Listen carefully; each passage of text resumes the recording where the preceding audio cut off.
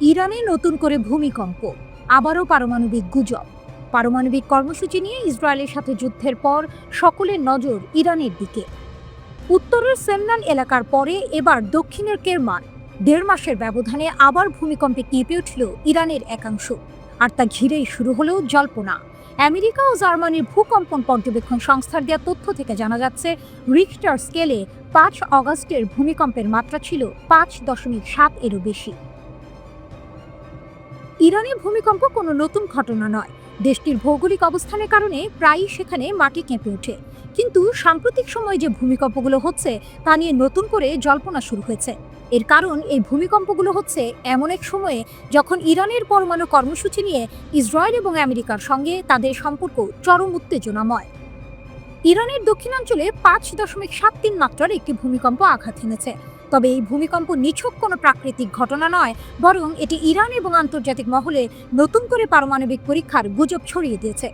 ভূমিকম্পটির উৎপত্তি স্থল ছিল ভূপৃষ্ঠ থেকে মাত্র ১০ কিলোমিটার গভীরে, যা সাধারণত প্রাকৃতিক ভূমিকম্পের ক্ষেত্রে দেখা যায় না। এর ফলে অনেকের মনে সন্দেহ জাগছে এটি কোনো গোপন পারমাণবিক অস্ত্রের পরীক্ষা ছিল কিনা। ভূমিকম্পের আড়ালে লুকানো রহস্য। এই ঘটনাটি আরও বেশি সন্দেহজনক মনে হচ্ছে, কারণ এর আগে ২০ জুন তারিখে ইরানের সেমনান প্রদেশের কাছে আরও একটি ৫.১ মাত্রার ভূমিকম্প হয়েছিল।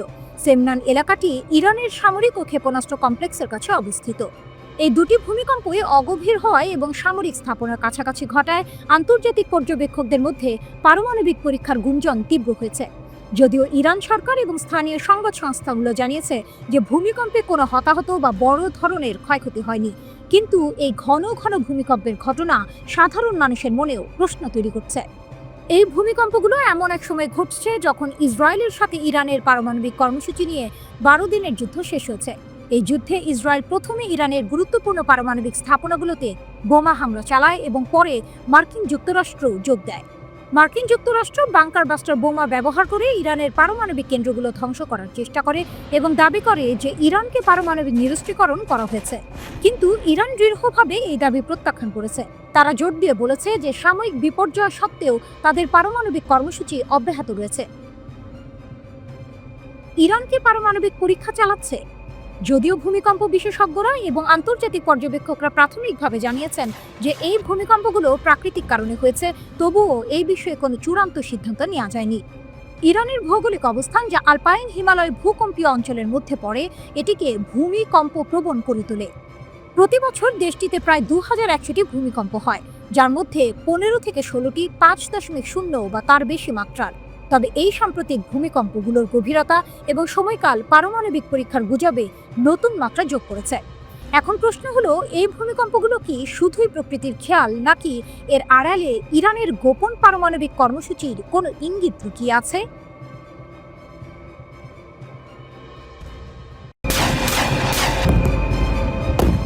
পারমাণবিক সাবমেরিনের নীরব যাত্রা, বিশ্ব কি যুদ্ধের মুখে? যুক্তরাষ্ট্রের প্রেসিডেন্ট ডোনাল্ড ট্রাম্প এক নাটকীয় সিদ্ধান্তে রাশিয়ার জলসীমার কাছে দুটি কৌশলগত পারমাণবিক সাবমেরিন মোতায়েন করার নির্দেশ দিয়েছেন। ট্রাম্পের এই পদক্ষেপ আন্তর্জাতিক রাজনীতিতে এক নতুন উত্তেজনা সৃষ্টি করেছে। বিশ্বজুড়ে খবরের শিরোনামে এখন একটাই প্রশ্ন: বিশ্ব কি আরেকটা স্থায়ী যুদ্ধের যুগে প্রবেশ করছে, নাকি এর চেয়েও ভয়াবহ কিছুর দিকে এগিয়ে যাচ্ছে? এই উত্তেজনার সূত্রপাত হয় রাশিয়ার সাবেক প্রেসিডেন্ট দিমিত্রি মেদভেদেভের একটি মন্তব্য থেকে।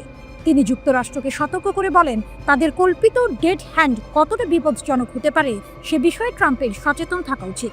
এই ডেড হ্যান্ড ছিল স্নায়ুযুদ্ধের সময় রাশিয়ার এক স্বয়ংক্রিয় পারমাণবিক প্রতিশোধের ব্যবস্থা, যা রাশিয়ার নেতৃত্বে ধ্বংস হয়ে গেলেও পারমাণবিক হামলা চালাতে সক্ষম। ট্রাম্প মেদভেদেভের এই মন্তব্যকে বোকামিপূর্ণ ও উস্কানিমূলক হুমকি বলে অভিহিত করেন। এর জবাবেই তিনি রাশিয়ার কাছাকাছি শক্তিশালী পারমাণবিক সাবমেরিন মোতায়েনের নির্দেশ দেন। এই সাবমেরিনগুলো যুক্তরাষ্ট্রের নৌবাহিনীর ওহাই ক্লাস ব্যালিস্টিক ক্ষেপণাস্ত্র বহরের অংশ, যা একাধিক পারমাণবিক যুদ্ধাস্ত্র বহন করতে সক্ষম এবং যে কোনো রাডার বা শনাক্তকরণ ব্যবস্থাকে ফাঁকি দিতে পারে। ট্রাম্পের এই পদক্ষেপ শুধু একটি সামরিক শক্তি প্রদর্শন নয়, বরং মস্কোকে একটি স্পষ্ট বার্তা দেয়া। সেই বার্তা হলো, ওয়াশিংটন আর কোনো উস্কানিমূলক হুমকি সহ্য করবে না। ট্রাম্পের এই কৌশল শুধু সামরিক পদক্ষেপের মধ্যেই সীমাবদ্ধ নয়, তিনি রাশিয়ার ওপর শুল্ক ও বাণিজ্যিক নিষেধাজ্ঞাও বাড়াচ্ছেন।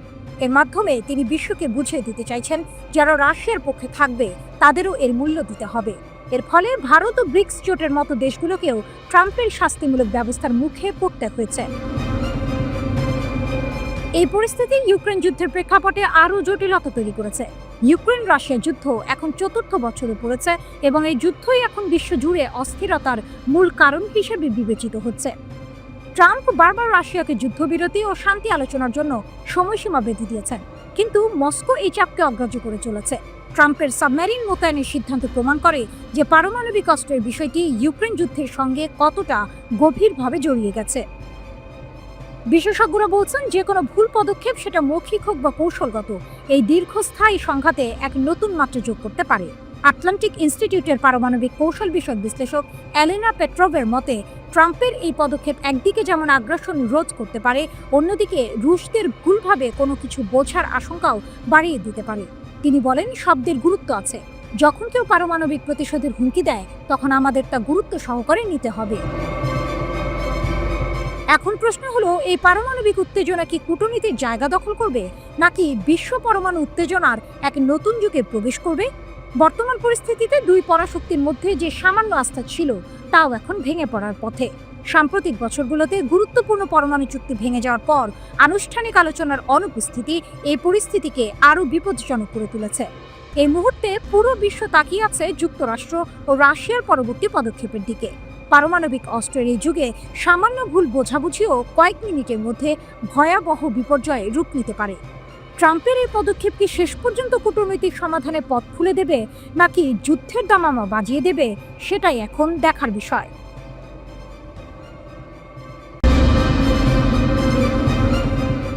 যুদ্ধ নাকি রণহুঙ্কার? ট্রাম্পের আলটিমেটাম। বিশ্ব কি এক নতুন মোড়ের সামনে? ঘড়ির কাঁটা টিকটিক করে চলছে। সময়টা ৮ই আগস্ট। বাতাসে বারুদের গন্ধ আর বিশ্বের দুই পরাশক্তির মধ্যে এক স্নায়ু যুদ্ধের তীব্রতা। হোয়াইট হাউসের ওভাল অফিসে বসে ডোনাল্ড ট্রাম্পের চোখে এখন এক অস্থিরতা।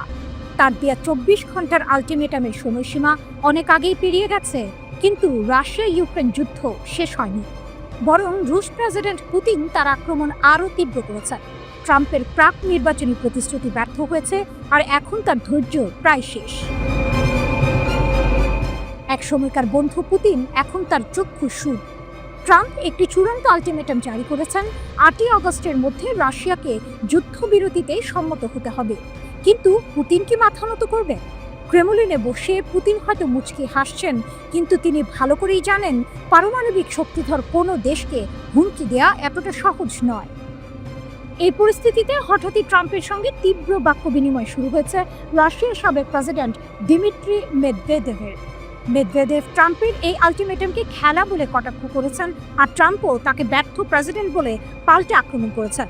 মেদভেদেভ রাশিয়ার পারমাণবিক অস্ত্রের প্রসঙ্গ টেনে যে মন্তব্যটি করেছেন, তা যেন যুদ্ধের সাইরেন বাজিয়ে দিয়েছে।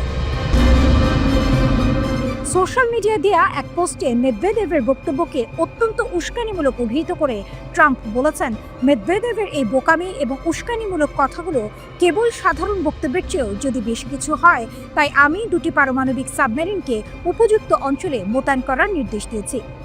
তবে ঠিক কোন অঞ্চলে এই সাবমেরিন মোতায়েন করা হবে তা স্পষ্ট করেননি তিনি। এই উত্তেজনার মধ্যেই মার্কিন রাজনীতিতে একটি চাঞ্চল্যকর টুইস্ট এসেছে।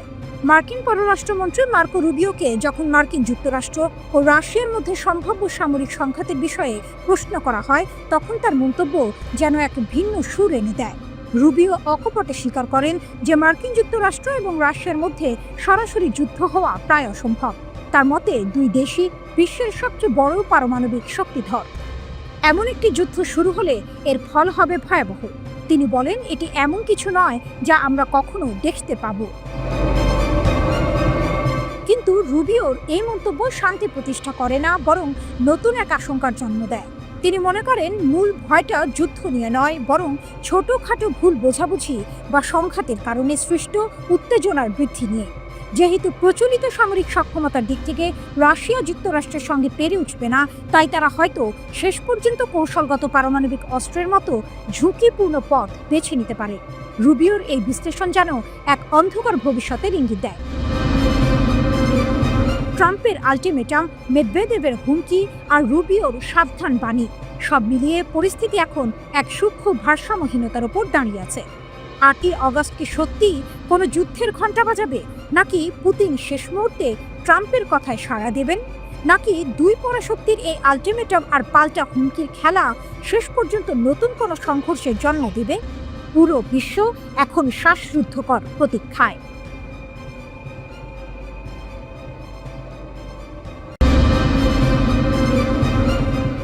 আরব সেনাবাহিনী প্রথমবারের মতো গাজায় প্রবেশ করেছে। আরব বিমানগুলি অবরুদ্ধ ফিলিস্তিনি ছিটমহলের উপর দিয়ে উড়ে গেছে। 3টি আরব দেশ ফিলিস্তিনিদের সাহায্য করার জন্য বাহিনীতে যোগ দিয়েছে। আরব রাষ্ট্রগুলির বিরুদ্ধে ক্ষোভ বাড়ার সাথে সাথে প্রথম পদক্ষেপ।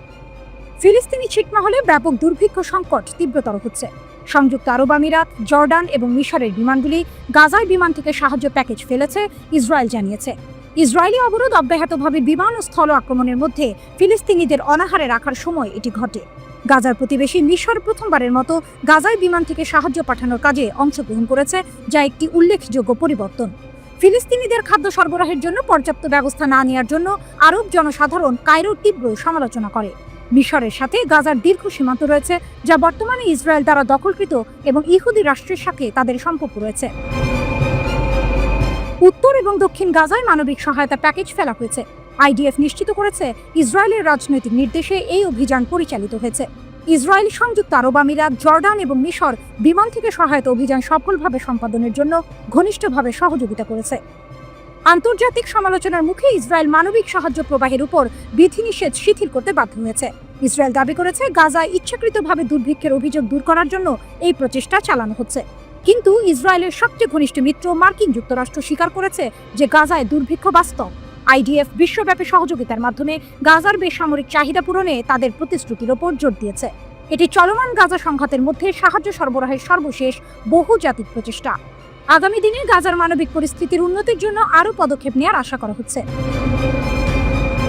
ইসরায়েলের হামলায় গাজায় নিহতের সংখ্যা 60,000 ছাড়িয়েছে। উপত্যকাটিতে প্রায় 22 মাস ধরে চলা সংঘাতের সময় হত্যা করা হয়েছে এই ফিলিস্তিনিদের। নৃশংস হামলার পাশাপাশি গাজা অবরোধ করে তীব্র খাদ্য সংকট সৃষ্টি করেছে ইসরায়েল। এর জেরে মৃত্যু হয়েছে 1.5 শতাধিক মানুষের। ইসরায়েলের বিরুদ্ধে ক্ষুধাকে অস্ত্র হিসেবে ব্যবহারের অভিযোগে তীর ছুঁড়েছে আন্তর্জাতিক মহল, কিন্তু নেতানিয়াহু এই অভিযোগ অস্বীকার করেছেন। তিনি জানান, ইসরায়েল যুদ্ধবিরতির দর কষাকষি বা যুদ্ধ যেটাই হোক না কেন, গাজায় ত্রাণের প্রবাহ বন্ধ হবে না। গাজার একাংশ দখলের হুমকি দিয়েছেন ইসরায়েলের এক মন্ত্রী।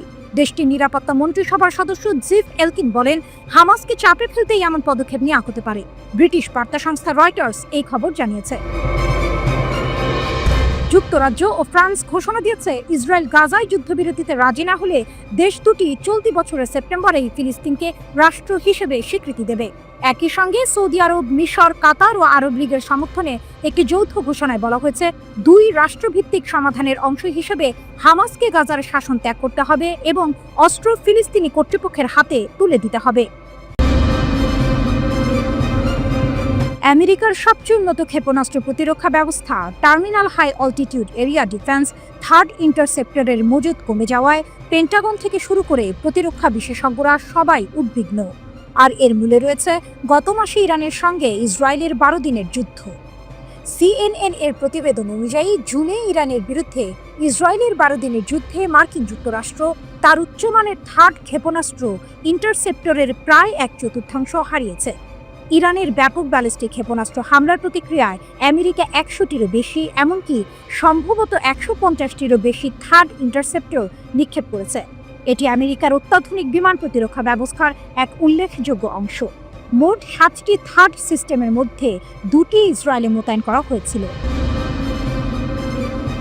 এই দ্রুত ইন্টারসেপ্টর ব্যয় আমেরিকার ক্ষেপণাস্ত্র প্রতিরক্ষা ব্যবস্থার দুর্বলতা স্পষ্ট করে দিয়েছে। এমন এক সময়ে এই ঘটনা ঘটল যখন ইসরায়েলকে রক্ষা করার জন্য আমেরিকান জনসাধারণের সমর্থন রেকর্ড সর্বনিম্ন পর্যায়ে নেমে এসেছে। ঝির উৎপাদন, বাড়ছে ঝুঁকি। সাবেক মার্কিন প্রতিরক্ষা কর্মকর্তা এবং ক্ষেপণাস্ত্র বিশেষজ্ঞরা CNN-কে জানিয়েছে, ইন্টারসেপ্টরের এই দ্রুত হ্রাস বিশ্ব জুড়ে আমেরিকার সামরিক প্রস্তুতি এবং এই গুরুত্বপূর্ণ প্রতিরক্ষাগুলিকে দ্রুত পূরণ করার ক্ষমতা নিয়ে বড় প্রশ্ন তুলেছে। প্রতিরক্ষা বিভাগের 2026 সালের বাজেট অনুমান অনুযায়ী গত বছর মাত্র 11টি নতুন থার্ড ইন্টারসেপ্টর তৈরি হয়েছে এবং চলতি অর্থবছরে মাত্র 12টি অতিরিক্ত পাওয়ার সম্ভাবনা রয়েছে। পেন্টাগনের প্রেস সেক্রেটারি কিংসলি উইলসন অবশ্য দাবি করেছেন যে আমেরিকান বাহিনী সর্বদা বিশ্বব্যাপী অপারেশনাল প্রস্তুতি বজায় রেখেছে। তিনি অপারেশন মিডনাইট হ্যামারের সাফল্যের কথা উল্লেখ করেছেন। তবে একটি প্রাথমিক গোয়েন্দা মূল্যায়নে দেখা গেছে ইরানের পারমাণবিক স্থাপনাগুলিতে মার্কিন হামলা কর্মসূচির মূল উপাদানগুলি নির্মূল করতে ব্যর্থ হয়েছে। থার্ড একটি মোবাইল ক্ষেপণাস্ত্র প্রতিরক্ষা ব্যবস্থা যা স্বল্প থেকে মধ্যপাল্লার ব্যালিস্টিক ক্ষেপণাস্ত্রকে শেষ মুহূর্তে বাধা দিতে পারে। প্রতিটি থার্ড ইন্টারসেপ্টরের দাম প্রায় $12.7 মিলিয়ন। পেন্টাগন 2026 সালে 37টি থার্ড ইন্টারসেপ্টর কেনার পরিকল্পনা করেছে, যার আংশিক তহবিল আসবে সাম্প্রতিক সম্পূরক ব্যয় প্যাকেজ থেকে। তবে বিশেষজ্ঞরা বলছেন এই গতিতে উৎপাদন বাড়ানো সম্ভব নয়, আর এই ঘাটতি ভবিষ্যতে বড় নিরাপত্তা ঝুঁকি তৈরি করতে পারে। আমেরিকার জাতীয় নিরাপত্তার জন্য একটি ইহুদি ইনস্টিটিউট জিনসা এর বিশ্লেষণ অনুযায়ী মার্কিন থার্ড এবং ইসরায়েলি অ্যারো সিস্টেম ইরানের 574টি ক্ষেপণাস্ত্রের মধ্যে 201টি আটকাতে পেরেছে।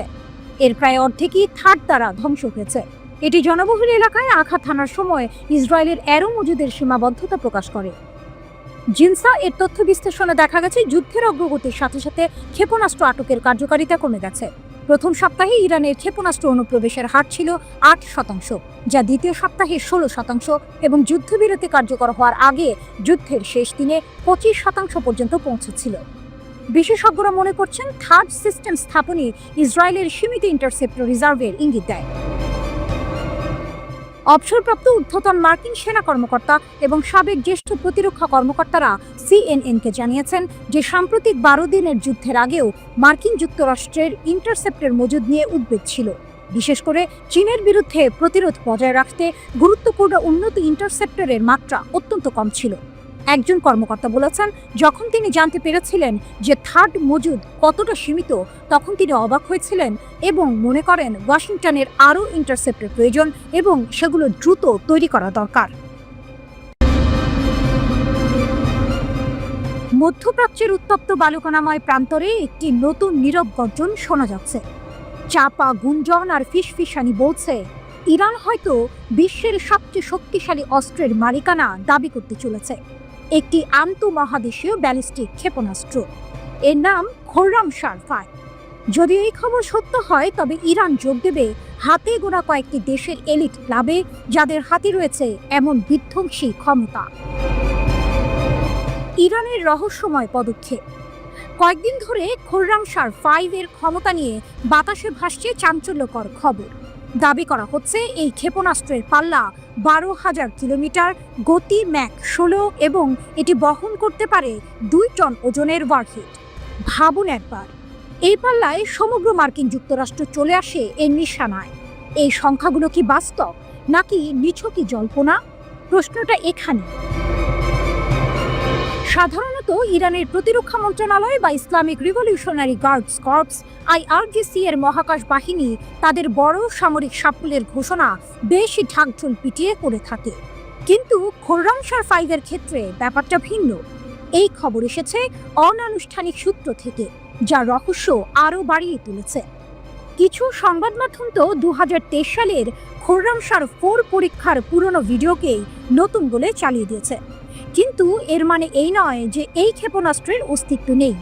ইরানের সামরিক সক্ষমতা নিয়ে যারা নিয়মিত খবর রাখেন তারা জানেন পারস্য উপসাগরের এই দেশটি সামরিক প্রযুক্তিতে নিজেদের শক্তিশালী করতে বদ্ধপরিকর। ICBM একটি বিধ্বংসী অস্ত্রের পরিচয়। একটি আন্তঃমহাদেশীয় ব্যালিস্টিক ক্ষেপণাস্ত্র হলো দূরপাল্লার ক্ষেপণাস্ত্র যা মহাদেশ জুড়ে বিভিন্ন ধরনের ওয়ারহেড বহন করতে পারে। এর সর্বনিম্ন পাল্লা 5,500 কিলোমিটার। অবাক করা ব্যাপার হলো কিছু ICBM 16,000 এমনকি 18,000 কিলোমিটার পর্যন্ত যেতে পারে, যা পৃথিবীর প্রায় প্রতিটি ভূখণ্ডকে কভার করে। এগুলো সাধারণত 20 থেকে 30 মিটার উঁচু হয়, কিন্তু আধুনিক প্রযুক্তিতে ছোট সংস্করণও তৈরি হচ্ছে। সাইলো, মোবাইল লঞ্চার বা সাবমেরিন থেকে উৎক্ষেপিত এই ক্ষেপণাস্ত্রগুলো বায়ুমণ্ডল ভেদ করে মহাকাশে প্রবেশ করে, তারপর ম্যাক 20+ বা 24,000 কিলোমিটার বা ঘন্টার বেশি গতিতে লক্ষ্যবস্তুর দিকে ধেয়ে আসে। 30 থেকে 40 মিনিটের মধ্যেই এটি তার গন্তব্যে পৌঁছাতে পারে। শীতল যুদ্ধের সময় থেকে এই অস্ত্র বিশ্ব ভূ রাজনীতিকে নতুনভাবে সংজ্ঞায়িত করেছে। এটি পারমাণবিক ত্রিমুখী ব্যবস্থার একটি গুরুত্বপূর্ণ অংশ, যা বোমারু বিমান এবং সাবমেরিন থেকে উৎক্ষেপিত ব্যালিস্টিক ক্ষেপণাস্ত্রের পাশাপাশি কাজ করে। খোরামশার-5 ক্ষমতার নতুন সংজ্ঞা। যদিও খোরামশার-5-এর 12,000 কিলোমিটার পাল্লার দাবি সত্যি হয়, তবে এটি ইরানের বর্তমান দীর্ঘতম পাল্লার ক্ষেপণাস্ত্র খোরামশার-1 অথবা 4 এর চেয়ে প্রায় 3 গুণ বেশি শক্তিশালী হবে। ইরানের সিমর্গো ক্যারিয়ার রকেটও যদি ব্যালিস্টিক ক্ষেপণাস্ত্রে রূপান্তরিত হয়, তবে একই পাল্লা অর্জন করতে পারে। তবে সামরিক বিশ্লেষকরা বলছেন, বেসামরিক ক্যারিয়ার রকেটকে আইসিবিএম এ রূপান্তরিত করার সম্ভাবনা কম, কারণ এগুলো ভারী, জ্বালানি লোড করতে বেশি সময় লাগে, আর তাই যুদ্ধের সময় শত্রুর সহজ লক্ষ্যবস্তু হয়ে উঠতে পারে।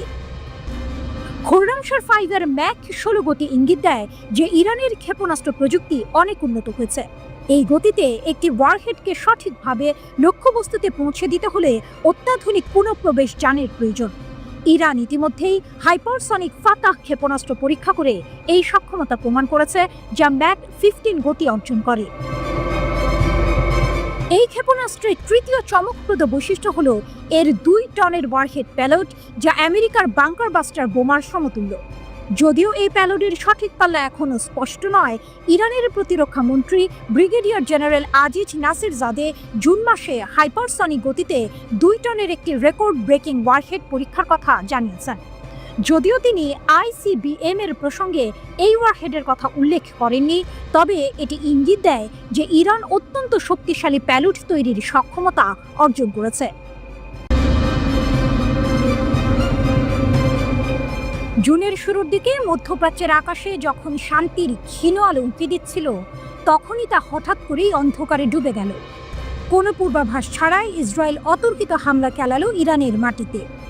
তেল আবিবের ধারণা ছিল তেহরান হয়তো এই আঘাতে স্তব্ধ হয়ে যাবে, কিন্তু সে ধারণা ভুল প্রমাণিত হলো। ইসরায়েলের ধারণার উল্টোটা ঘটিয়ে তেহরান পাল্টা জবাব দিল। ইসরায়েলের দিকে ধেয়ে আসলো ক্ষেপণাস্ত্রের বৃষ্টি। একের পর এক ক্ষেপণাস্ত্র হামলায় নাস্তানাবুদ হয়ে ইসরায়েল দ্বারস্থ হলো আমেরিকার। মার্কিন সেনারা ইসরায়েলের হয়ে ইরানের 3টি গুরুত্বপূর্ণ পারমাণবিক স্থাপনায় হামলা চালায়, কিন্তু ইরানও ছাড়ার পাত্র ছিল না। তারা কাতারের মার্কিন ঘাঁটিতে পাল্টা হামলা চালিয়ে যোগ্য জবাব দেয়। টানা 12 দিনের রুদ্ধশ্বাস যুদ্ধের পর যুদ্ধবিরতির প্রস্তাব আসে। এই 12 দিনের যুদ্ধকে ইসরায়েলের প্রধানমন্ত্রী বেনিয়ামিন নেতানিয়াহু দেখছেন এক বিরাট সাফল্য হিসেবে। তার দাবি, এই যুদ্ধে ইরানের কয়েকজন শীর্ষ সামরিক কর্মকর্তাকে হত্যা করা হয়েছে, প্রতিরক্ষা সক্ষমতা দুর্বল করা হয়েছে এবং সবচেয়ে বড় কথা, যুক্তরাষ্ট্রকে ইরানের পারমাণবিক স্থাপনায় হামলার জন্য রাজি করানো গেছে। কিন্তু ইরানও পিছিয়ে নেই, তারাও দাবি করছে এই যুদ্ধে তারাই বিজয়ী হয়েছে। এই বাকযুদ্ধের মধ্যে নতুন পরিকল্পনার কথা জানিয়েছেন নেতানিয়াহু। তিনি বলেছেন, গ্যাসের প্যাডেল থেকে পা সরানোর কোনো ইচ্ছা আমার নেই। এর সহজ অর্থ হলো ইসরায়েল আবারও হামলার প্রস্তুতি নিচ্ছে, যেন এক নতুন যুদ্ধের দামামা বাজছে মধ্যপ্রাচ্যে। আল জাজিরাকে দেওয়া সাক্ষাৎকারে একাধিক বিশ্লেষকের মত অনুসারে ইসরায়েল এখন সেই সুযোগ খুঁজছে, যার মাধ্যমে ইরানকে আরও দুর্বল করা যাবে অথবা ইরানের শাসকদের ক্ষমতাচ্যুত করা যাবে। কিন্তু এই ধরনের বড় আকারের অভিযান চালানোর জন্য ইসরায়েলকে যুক্তরাষ্ট্রের অনুমতি নিতে হবে। মার্কিন প্রেসিডেন্ট ডোনাল্ড ট্রাম্পের প্রশাসন কি সেই অনুমতি দেবে? অনেকেই মনে করছেন তা সহজে মিলবে না, কারণ যুক্তরাষ্ট্র হয়তো চাইবে না মধ্যপ্রাচ্যে আবারও বড় ধরনের যুদ্ধ শুরু হোক, যা তাদের অর্থনৈতিক ও রাজনৈতিক স্বার্থের জন্য ক্ষতিকর হতে পারে। এদিকে ইসরায়েল গত 12 দিনের যুদ্ধকে আত্মরক্ষামূলক পদক্ষেপ হিসেবে দাবি করেছিল, যার লক্ষ্য ছিল ইরানের পারমাণবিক কর্মসূচি ধ্বংস করা। যদিও তেহরান বারবার বলে আসছে তাদের কর্মসূচি কেবল বেসামরিক উদ্দেশ্যে, কিন্তু ইসরায়েলের এই হুঙ্কারকে মোটেও হালকাভাবে নিচ্ছে না ইরান। ইরানের প্রেসিডেন্ট মাসুদ পেজেশকিয়ান জানিয়েছেন, তারা ইসরায়েলের যে কোনো নতুন সামরিক অভিযানের জন্য প্রস্তুত। তাদের সশস্ত্র বাহিনী আবারও ইসরায়েলের ভেতর গভীরভাবে আঘাত হানতে সক্ষম। ইরান বিষয়ক বিশ্লেষক ত্রিতা পার্সি মনে করেন, নেতানিয়াহুর চূড়ান্ত লক্ষ্য হল ইরানকে সিরিয়া বা লেবাননের মতো করে ফেলা, যেখানে ইসরায়েল যখন খুশি তখন হামলা চালাতে পারবে এবং কেউ তেমন জোরালো প্রতিক্রিয়া দেখাবে না। ইসরায়েল মূলত যুদ্ধ পুনরায় শুরু করতে চায়, কারণ তারা চায় ইরানকে এমন এক অবস্থায় নিয়ে আসতে যাতে তা বারবার আঘাত করার জন্য উন্মুক্ত থাকে।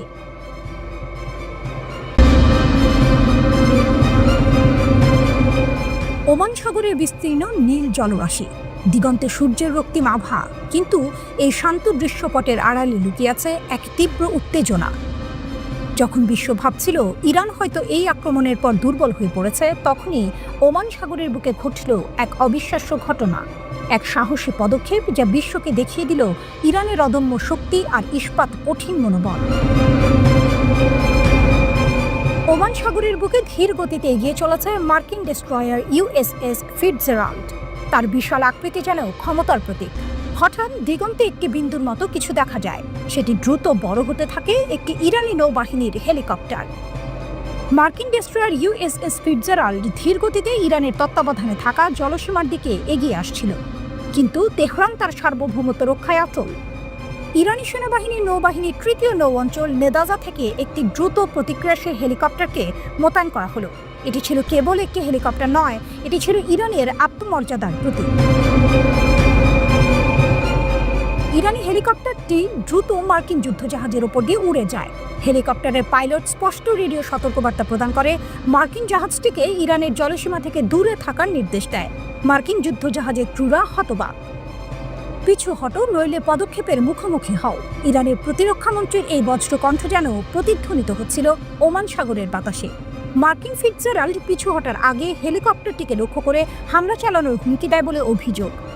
এটি ছিল এক স্নায়ু যুদ্ধ, যেখানে 1 ইঞ্চিও ছাড় দিতে রাজি ছিল না ইরান। মার্কিন যুদ্ধজাহাজের ক্রুরা হেলিকপ্টারটি কাছাকাছি থাকলে তার সাথে সংঘাতের হুমকি দেয়। পরিস্থিতি চরম উত্তেজনার দিকে মোড় নেয়।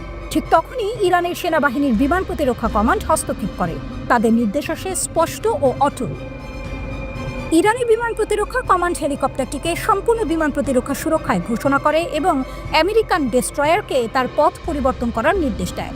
এটি ছিল এক অদম্য গর্জন, যা মার্কিন যুদ্ধজাহাজকে বাধ্য করে তাদের পথ পরিবর্তন করতে। ইরানের তাসনিম সংবাদ সংস্থা দাবি করেছে যে বিধ্বস্ত মার্কিন যুদ্ধবিমানটি আত্মসমর্পণ করতে এবং তার সামুদ্রিক অঞ্চল থেকে বেরিয়ে যেতে বাধ্য হয়েছিল। তাসনিম আরও দাবি করেছে যে হেলিকপ্টার পাইলট মার্কিন সতর্কবার্তা উপেক্ষা করে তার টহল অব্যাহত রেখেছে, যা ছিল ইরানের অটল সংকল্পের এক জ্বলন্ত প্রমাণ। 1980 সাল থেকে ইরান ও মার্কিন নৌবাহিনীর পারস্য উপসাগর, ওমান উপসাগর এবং হরমুজ প্রণালীতে মুখোমুখি সংঘর্ষের দীর্ঘ ইতিহাস রয়েছে। 2019 সালে আকাশসীমা লঙ্ঘনের কারণে ইরান হরমুজ প্রণালীর কাছে একটি মার্কিন RQ-4A গ্লোবাল হক ড্রোন গুলি করে ভূপাতিত করে। ইরানের নৌবাহিনী প্রায়শই পারস্য উপসাগর এবং ওমান সাগরে বৃহৎ আকারে মহড়া পরিচালনা করে, যা তার ক্ষমতা প্রদর্শন করে এবং বিদেশি শক্তির বিরুদ্ধে প্রতিরোধের ইঙ্গিত দেয়। মাত্র কিছুদিন আগেই মার্কিন সমর্থিত ইসরায়েলের আকস্মিক বিমান হামলায় ইরানের মাটি কেঁপে উঠেছিল। 12 দিনের এক ভয়াবহ যুদ্ধ, যেখানে ইসরায়েল ইরানের একাধিক লক্ষ্যবস্তুতে হামলা চালায়, শীর্ষ কমান্ডার এবং পারমাণবিক বিজ্ঞানীদের হত্যা করে। পারমাণবিক ও সামরিক স্থাপনা লক্ষ্য করে চালানো হয়েছিল বোমা হামলা। 22 জুন বোমারু বিমান এবং ক্রুজ ক্ষেপণাস্ত্র নিয়ে মার্কিন যুক্তরাষ্ট্র যোগ দিয়েছিল ইসরায়েলি অভিযানে।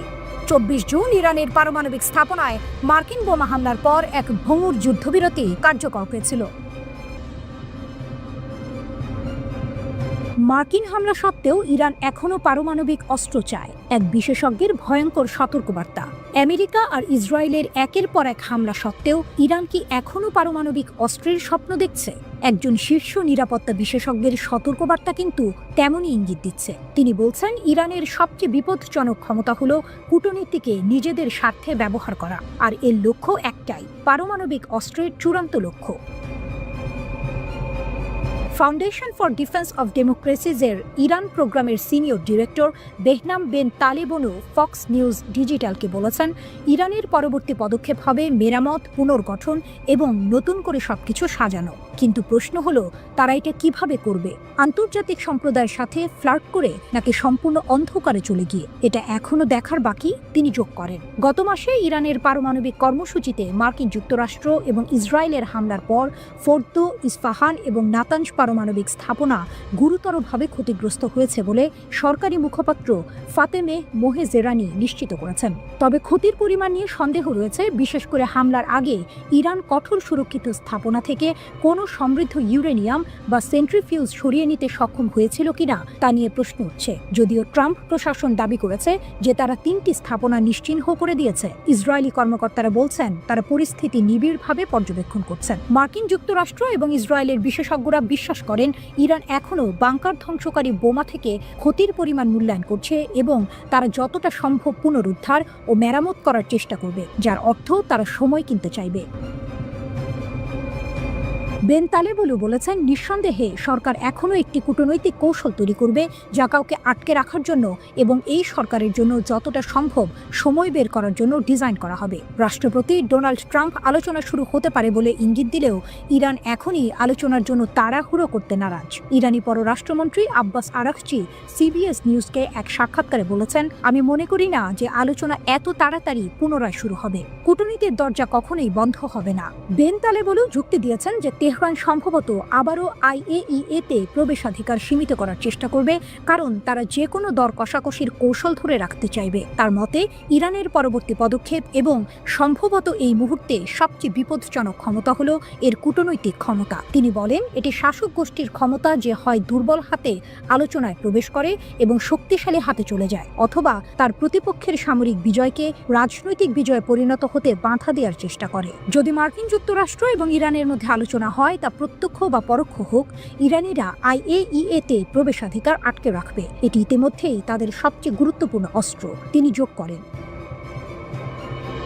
বেন তালেবলু ব্যাখ্যা করেছেন, IAEA-কে দর কষাকষির একটি মাধ্যম হিসেবে ব্যবহার করা ইরানকে কেবল তার পারমাণবিক কর্মসূচি পুনঃপ্রতিষ্ঠার জন্য সময় নষ্ট করতে সাহায্য করে না। বেন তালেবলু সতর্ক করে দিয়েছেন যে ইরান তার পারমাণবিক উচ্চাকাঙ্ক্ষা ছেড়ে দেবে না। তিনি উল্লেখ করেছেন, 1980-এর দশকে ইরাকের সাথে যুদ্ধের সময় তেহরানের নিরাপত্তা ব্যবস্থা সম্পূর্ণরূপে পরিবর্তিত হয়েছিল। তার সবকিছুই তখন থেকে শুরু হয়েছিল ব্যালিস্টিক ক্ষেপণাস্ত্র কর্মসূচি, ড্রোন কর্মসূচি, সামুদ্রিক আগ্রাসন, আন্তর্জাতিক সন্ত্রাসী যন্ত্রপাতি এবং পারমাণবিক কর্মসূচি সবই 1980-এর দশকে শুরু হয়েছিল। তিনি বলেন, এই পারমাণবিক কর্মসূচি পুনরুজ্জীবিত করে ইরান একটি চূড়ান্ত প্রতিরোধক খুঁজছিল। ইরানি শাসন ব্যবস্থার এই বিশেষজ্ঞ সতর্ক করে দিয়েছেন যে ভূ রাজনৈতিক লক্ষ্য অর্জনের জন্য ইরানের পারমাণবিক কর্মসূচি বিকাশের 40 বছরের আবেগ মার্কিন সামরিক হস্তক্ষেপের কারণে পরিবর্তিত হবে না।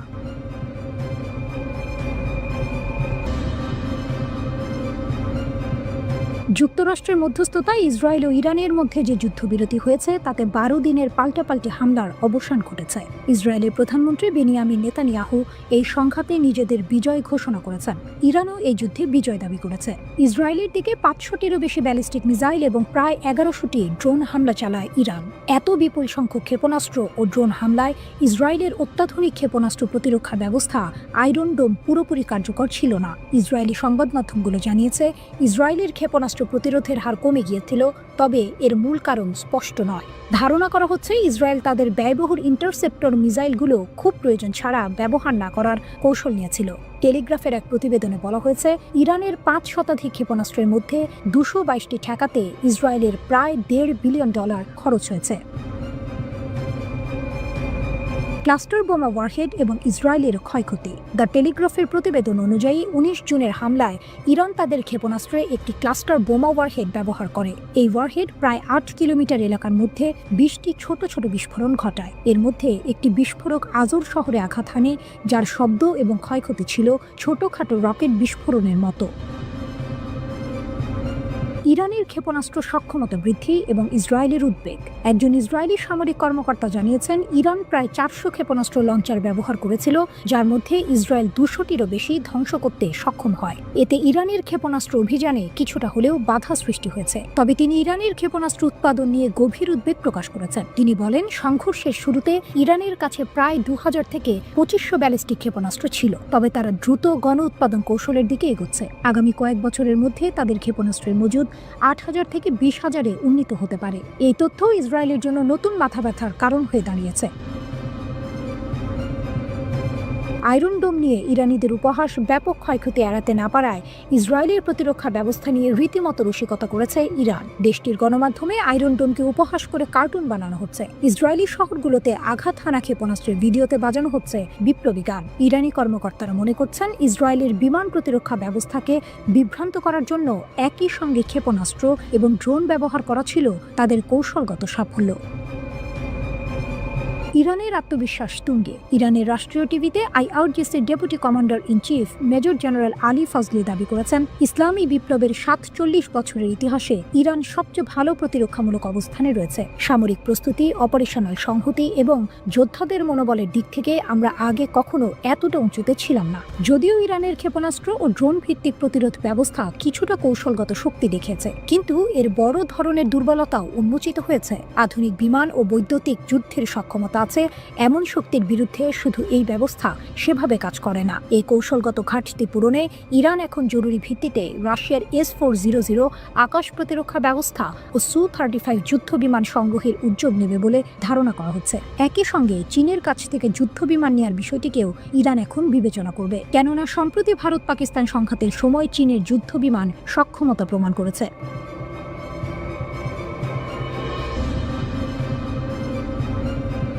যুদ্ধবিরতি নয়, ইরান কি বড় যুদ্ধের জন্য প্রস্তুতি নিচ্ছে? 12 দিনের সংক্ষিপ্ত যুদ্ধের পর আপাত দৃষ্টিতে যুক্তরাষ্ট্র মধ্যস্থতা করে ইরান ও ইসরায়েলের মধ্যে একটি যুদ্ধবিরতি কার্যকর করলেও তেহরান এটিকে স্থায়ী শান্তি হিসেবে দেখছে না, বরং তারা এটিকে স্ট্র্যাটেজিক পজ বা কৌশলগত বিরতি হিসেবে বিবেচনা করছে। দীর্ঘদিনের কৌশলগত ধৈর্য নীতির ধারাবাহিকতায় ইরান এখন যুদ্ধের ক্ষয়ক্ষতি কাটিয়ে উঠে দীর্ঘমেয়াদী সংঘাতের জন্য নতুন করে সংগঠিত হচ্ছে এবং ভবিষ্যতে লড়াইয়ের প্রস্তুতি নিচ্ছে। Report middle East Eye. বিপর্যয়ের মাঝেও তেহরানের আত্মবিশ্বাস। সাম্প্রতিক যুদ্ধে ইসরায়েল যুক্তরাষ্ট্রের সহায়তায় ইরানের বিভিন্ন সামরিক ঘাঁটি, ক্ষেপণাস্ত্র স্থাপনা ও পারমাণবিক গবেষণাগারে ব্যাপক আঘাত হানে। এতে আইআরজিসির শীর্ষ কর্মকর্তা, মহাকাশ বিভাগের প্রধান ও একাধিক পারমাণবিক বিজ্ঞানী নিহত হন। কিন্তু এই বিপর্যয়ের মধ্যেও ইরান নিজেদের প্রতিরোধ ক্ষমতা প্রমাণ করেছে। তাদের পাল্টা ক্ষেপণাস্ত্র হামলায় ইসরায়েলের উন্নত প্রতিরক্ষা ব্যবস্থা আয়রন ডোমও চাপের মুখে পড়ে যায়। এই ঘটনা প্রমাণ করে প্রতিকূল পরিস্থিতিতেও ইরান শক্তিশালী প্রতিরোধ করতে সক্ষম। সামরিক শক্তি পুনর্গঠনে জোর। এই যুদ্ধবিরতির সুযোগকে কাজে লাগিয়ে ইরান নিজেদের সামরিক শক্তি পুনর্গঠনে পূর্ণ মনোযোগ দিয়েছে। তারা ক্ষেপণাস্ত্র ভান্ডার সমৃদ্ধ করছে, ফাতাহ ও খাইবার শেকান এর মতো হাইপারসনিক প্রযুক্তির উন্নয়ন ঘটাচ্ছে এবং বিমান প্রতিরক্ষা ব্যবস্থাকে আধুনিকায়ন করছে। যুদ্ধ থেকে পাওয়া শিক্ষা অনুযায়ী আধুনিক যুদ্ধে জয় পেতে শুধু ক্ষেপণাস্ত্র বা ড্রোন যথেষ্ট নয়, প্রয়োজন পূর্ণাঙ্গ বিমান প্রতিরক্ষা ও আকাশাধিপত্য। তাই ইরান এখন রাশিয়ার S-400 প্রতিরক্ষা ব্যবস্থা, Su-35 যুদ্ধ বিমান এবং চীনের J-10 ও পঞ্চম প্রজন্মের J-20 যুদ্ধ বিমান সংগ্রহের পরিকল্পনা করছে। এছাড়া যুদ্ধের সময় ইরানের একটি বড় দুর্বলতা ছিল আকাশভিত্তিক আগাম সতর্কতা ব্যবস্থা এর অভাব। এই অভাব পূরণের জন্য চীন ও রাশিয়ার কাছ থেকে এসব অত্যাধুনিক প্রযুক্তি সংগ্রহ এখন তেহরানের প্রতিরক্ষা পরিকল্পনার অন্যতম অগ্রাধিকার। কূটনীতির ময়দানে ইরানের নতুন চাল। সামরিক প্রস্তুতির পাশাপাশি ইরান আন্তর্জাতিক কূটনীতির ময়দানেও নিজেদের অবস্থান জোরদার করতে চাইছে। তারা ইসরায়েল ও যুক্তরাষ্ট্রের বিরুদ্ধে আন্তর্জাতিক বিচার আদালতে মামলা করার প্রস্তুতি নিচ্ছে। অভিযোগ, তারা ঘোষণাহীন যুদ্ধ শুরু করেছে এবং আন্তর্জাতিক আইন অনুযায়ী সুরক্ষিত পারমাণবিক স্থাপনাগুলোতে আঘাত হেনেছে। তেহরান স্পষ্ট জানিয়ে দিয়েছে, এই বিচারিক প্রক্রিয়া পূর্ণাঙ্গ না হওয়া পর্যন্ত তারা পারমাণবিক আলোচনায় ফিরবে না। এরই মধ্যে ইরান আন্তর্জাতিক পরমাণু শক্তি সংস্থা IAEA এর সঙ্গে সহযোগিতা স্থগিত করেছে। তারা সংস্থার তদারকি ব্যবস্থাকে পক্ষপাতদুষ্ট আখ্যা দিয়েছে। এমনকি যুদ্ধ শুরুর আগেই তারা গোপনে বিপুল পরিমাণ সমৃদ্ধ ইউরেনিয়াম নিরাপদ স্থানে সরিয়ে ফেলেছে বলেও জানা গেছে। যেহেতু কোনো স্থাপনায় তেজস্ক্রিয়তার লক্ষণ পাওয়া যায়নি, ধারণা করা হচ্ছে এই ইউরেনিয়াম মজুদ এখনো অক্ষত রয়েছে, যা ভবিষ্যতে কৌশলগত চাপ তৈরির অস্ত্র হিসেবে ব্যবহৃত হতে পারে। কৌশলগত ধৈর্য সময়কে অস্ত্রে পরিণত করা। ইরান এখন কেবল যুদ্ধের ক্ষতি কাটিয়ে উঠছে না, বরং ধাপে ধাপে সামরিক, কূটনৈতিক ও মনস্তাত্ত্বিক লড়াইয়ের প্রস্তুতি নিচ্ছে। তাদের বিশ্বাস, সময়ের সঙ্গে সঙ্গে ইসরায়েল আরও বেশি আন্তর্জাতিক ও অভ্যন্তরীণ চাপে পড়বে, আর সেই সময়কেই তারা কৌশলগতভাবে ব্যবহার করতে চায় নিজেদের পক্ষে ভারসাম্য টানতে। তেহরানের কাছে কৌশলগত ধৈর্য মানে শুধুই অপেক্ষা নয়, বরং এটি সময়কে একটি শক্তিশালী অস্ত্রে পরিণত করে ধাপে ধাপে প্রতিপক্ষকে দুর্বল করার দীর্ঘমেয়াদী এক রাজনৈতিক ও মনস্তাত্ত্বিক যুদ্ধনীতি।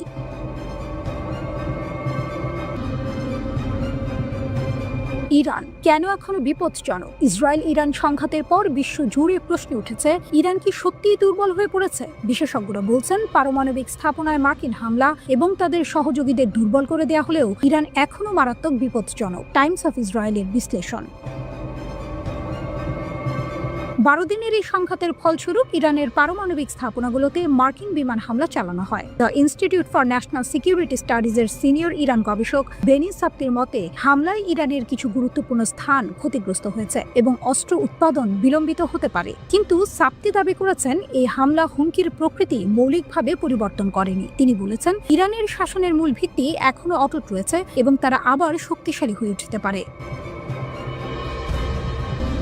22 জনের মার্কিন হামলায় ইরানের ভূগর্ভস্থ ইউরেনিয়াম সমৃদ্ধকরণ সুবিধাগুলো লক্ষ্যবস্তু করা হয়েছিল। এর মধ্যে নাতানজ, ইস্পাহান এবং বিশেষভাবে ফোর্দোর গভীরে থাকা সেন্ট্রিফিউজ অ্যারো ছিল। এই সুবিধাগুলোই ইরানের অস্ত্র গ্রেড ইউরেনিয়াম তৈরির মূল চাবিকাঠি। জর্জিয়া টেকের পারমাণবিক প্রকৌশল অধ্যাপক ডক্টর আনা এরিকসন ব্যাখ্যা করেছেন যে এই আক্রমণ বিপজ্জনক মাত্রায় ইউরেনিয়াম সমৃদ্ধ করার জন্য ব্যবহৃত সেন্ট্রিফিউজগুলোর ওপর ছিল। তিনি বলেছেন, ইরান দীর্ঘকাল ধরে সেন্ট্রিফিউজ প্রযুক্তিতে পরিমাণ এবং গুণগত উভয় ক্ষেত্রেই বিনিয়োগ করেছে। আক্রমণের আগে ইরান প্রায় 6500টি IR-2M, 4000টি IR-4 এবং 3000টিরও বেশি IR-6 সেন্ট্রিফিউজ পরিচালনা করেছিল। এই উন্নত মডেলগুলোর গতি এবং গোপনীয়তা উভয় ক্ষেত্রেই পুরানো IR-1 ডিজাইনকে ছাড়িয়ে যায়। উদাহরণস্বরূপ IR-6 প্রতি বছর 10টি পৃথকীকরণ ইউনিট উৎপাদন করতে পারে, যা ইরানে কয়েক সপ্তাহের মধ্যে 60% সমৃদ্ধকরণ থেকে অস্ত্র গ্রেড উপাদানে স্থানান্তরিত করার ক্ষমতা দেয়। নতুন IR-9 সেন্ট্রিফিউজ, যা এখনও পরীক্ষার পর্যায়ে রয়েছে, সেই উৎপাদনকে 5 গুণ বাড়াতে পারে। এরিকসন আরও জানিয়েছেন যে আক্রমণের আগেই ইরানের কাছে প্রায় 400 কিলোমিটার উচ্চ সমৃদ্ধ ইউরেনিয়াম মজুদ ছিল, যা 10টি পারমাণবিক বোমার জন্য যথেষ্ট। এই মজুদ অক্ষত আছে কিনা তা এখনও অজানা। সংঘাতের সময় ইসরায়েল ইরানের ক্ষেপণাস্ত্র কর্মসূচিকেও লক্ষ্যবস্তু করেছে। তারা দাবি করেছে, ইরানের ক্ষেপণাস্ত্র উৎপাদন ক্ষমতা উল্লেখযোগ্যভাবে হ্রাস পেয়েছে এবং কমপক্ষে 2027 সাল পর্যন্ত দীর্ঘপাল্লার অস্ত্র উৎপাদনের ক্ষমতা বিলম্বিত হয়েছে। কিন্তু সাপ্তি সতর্ক করে বলেছেন, এই ব্যর্থতাগুলো নিয়ে আত্মতুষ্টিতে ভোগা উচিত নয়। তার মতে, এটি কেবল ক্ষেপণাস্ত্র বা পারমাণবিক কর্মসূচির বিষয় নয়, এটি শাসন ব্যবস্থার স্থিতিশীলতার বিষয়। তিনি উল্লেখ করেছেন, মার্কিন যুক্তরাষ্ট্র এবং ইসরায়েলি হামলা IRGC জেনারেল সদর দপ্তর এবং এভিন কারাগারকেও লক্ষ্য করেছিল। সম্প্রতি সংঘটিত 12 দিনের যুদ্ধে ইসরায়েলের অন্তত 5টি সামরিক স্থাপনায় ইরানি ক্ষেপণাস্ত্র সরাসরি আঘাত হানে বলে রাডার তথ্যের ভিত্তিতে জানিয়েছে ব্রিটিশ সংবাদ মাধ্যম দ্য টেলিগ্রাফ। ইসরায়েল কর্তৃপক্ষ এসব স্থাপনায় ক্ষেপণাস্ত্র আঘাত হানার কথা এখন পর্যন্ত প্রকাশ্যে স্বীকার করেনি। দেশটির কঠোর সামরিক সেন্সরশিপ আইনের কারণে এসব তথ্য দেশটির গণমাধ্যমে প্রকাশ করাও নিষিদ্ধ। যুক্তরাষ্ট্রের ওরেগন স্টেট ইউনিভার্সিটির একদল গবেষক এই স্যাটেলাইট রাডার তথ্য বিশ্লেষণ করেছেন। তারাই উদ্ধার করা নতুন এই তথ্যগুলো দ্য টেলিগ্রাফকে জানিয়েছেন।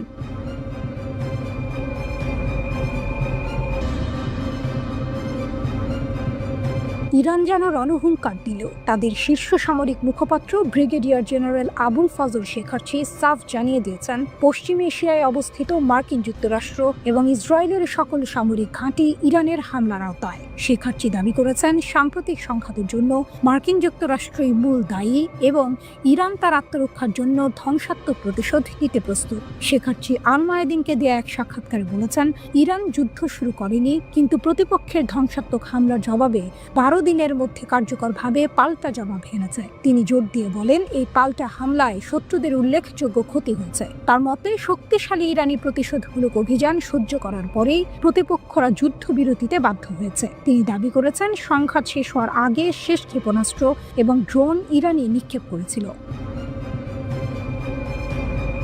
শেখার্চি দাবি অনুযায়ী অসংখ্য ইসরায়েলি সামরিক, নিরাপত্তা এবং গবেষণা কেন্দ্র সম্পূর্ণরূপে ধ্বংস হয়ে গেছে। শুধু তাই নয়, তিনি কাতারের আল উদেইদ বিমান ঘাঁটিতে অবস্থিত মার্কিন বাহিনীর মারাত্মক ক্ষয়ক্ষতির কথাও জানিয়েছেন। সবচেয়ে চমকপ্রদ তথ্য হলো, শেখার্চি বলেছেন, শত্রুদের বেশিরভাগ ক্ষয়ক্ষতি কঠোরভাবে গণমাধ্যম থেকে গোপন রাখা হয়েছে। তিনি পশ্চিমা গণমাধ্যমের বিশ্বাসযোগ্যতা নিয়ে প্রশ্ন তুলেছেন এবং চ্যালেঞ্জ করে বলেছেন, শত্রুরা যদি সত্যি গণতান্ত্রিক এবং সৎ হয়, তাহলে তাদের ক্ষয়ক্ষতি বিশ্বের কাছে প্রকাশ করতে দিন। তার মতে, ইরানি ড্রোন এবং ক্ষেপণাস্ত্র বিশ্বের সবচেয়ে উন্নত বিমান প্রতিরক্ষা ব্যবস্থাকেও ভেদ করতে সক্ষম হয়েছে এবং ইসরায়েলের আকাশসীমা আমাদের কাছে হয়েছে। শেখার্চি নিশ্চিত করেছেন, ইরানের অনেক হামলা কৌশলগত লক্ষ্যবস্তুতে আঘাত হেনেছে এবং তেহরানের কাছে এখনো আরও অনেক কৌশলগত লক্ষ্যবস্তু রয়েছে। তিনি বলেছেন, আঘাতপ্রাপ্ত লক্ষ্যবস্তুর প্রকৃতির কারণে শত্রুদের মনোবল ভেঙে পড়েছে। তার দাবি, ইসরায়েলি সামরিক বাহিনীকে নিজেদের আশ্রয় কেন্দ্রে ফিরে যেতে হয়েছে, সাধারণ বসতি স্থাপনাকারীরা নয়। এছাড়াও তিনি প্রকাশ করেছেন যে ইরানি বাহিনী অনেক মার্কিন ও ইসরায়েলি ড্রোন ভূপাতিত করেছে। শেখার্চি স্পষ্টভাবে সতর্ক করেছেন, ইরান যে কোনো নতুন আগ্রাসনের প্রচেষ্টার বিরুদ্ধে ধ্বংসাত্মক শক্তির সাথে প্রতিক্রিয়া জানাতে দৃঢ় প্রতিজ্ঞ। তিনি আবারও জোর দিয়ে বলেছেন, পশ্চিম এশিয়ায় অবস্থিত মার্কিন ও ইসরায়েলি ঘাঁটিগুলো ইরানের ফায়ার রেঞ্জের মধ্যে। শেখার্চি মার্কিন যুক্তরাষ্ট্র, ইসরায়েল এবং তাদের সমর্থকদের যুদ্ধবিরতি লঙ্ঘনের বিরুদ্ধে কঠোর হুঁশিয়ারি দিয়েছেন। তিনি বলেছেন, যে কোনো ভুলের জবাব বিধ্বংসী হবে এবং ইরানের প্রতিশোধ আগের চেয়েও বেশি ধ্বংসাত্মক হবে, যেখানে নতুন এবং অপ্রত্যাশিত সামরিক কৌশল ব্যবহার করা হবে। তিনি স্পষ্ট করে বলেছেন, যে কোনো ভুল বা আগ্রাসনের ক্ষেত্রে আমরা সমস্ত লাল রেখা অতিক্রম করব, অর্থাৎ ইরান তাদের সীমা অতিক্রম করতে মোটেই দ্বিধা করবে না।